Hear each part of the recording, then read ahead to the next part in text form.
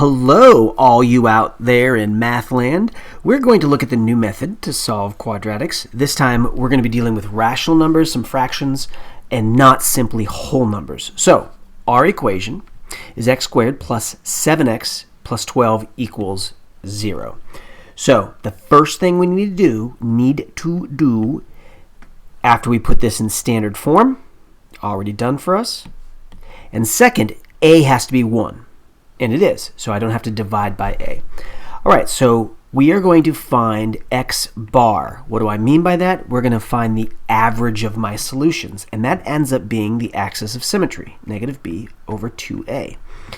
So let's go ahead. Opposite of b, which is 7 over 2 times 1. So in the end, we get negative 7 halves. So there's our rational component. Now, another thing to consider is your values of r and s. R is going to be x bar minus some u, and s is going to be x bar plus that u. Again, just to give some background, if you had your graph like this, boop, boop, boop, boop, and here were your two solutions, then notice this is your axis of symmetry right there, and this is directly in the middle, and that's what we just found right there. Okay, so another thing we know is that when you multiply these together, when we multiply them together, we will get C, 12 there. All right, difference of squares will occur here, so we get x bar squared minus u squared is equal to 12, and I'm going to substitute in the negative 7 halves squared minus u squared is equal to a positive 12.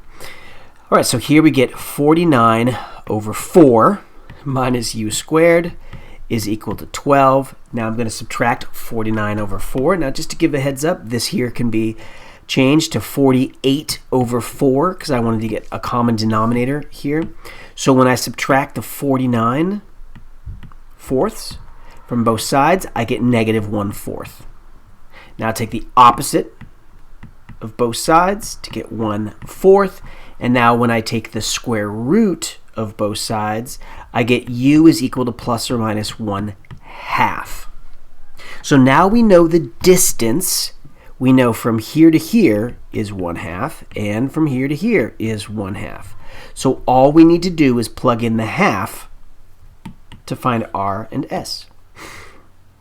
So we know that x bar is negative 7 halves, and we're going to minus a half there. And then x bar is negative 7 halves, and we're going to add a half there. And here are my two solutions. This one here is negative 4, because negative 8 over 2. And then this one here is negative 3. So here are my two solutions, negative 4 and negative 3. So x equals negative 4, negative 3. I'm going to check that with a graphing calculator. So I've entered stuff into Desmos here, and now let's see what our solutions are. So notice here, my solution is negative 4, negative 3, and as we anticipated, our vertex there, directly in the middle, the axis of symmetry is directly in the middle, is at negative 3.5, or negative 7 halves. So there you have it. Dealing with fractions isn't always so crazy. The next video we're going to show is going to have more complexity with irrational numbers.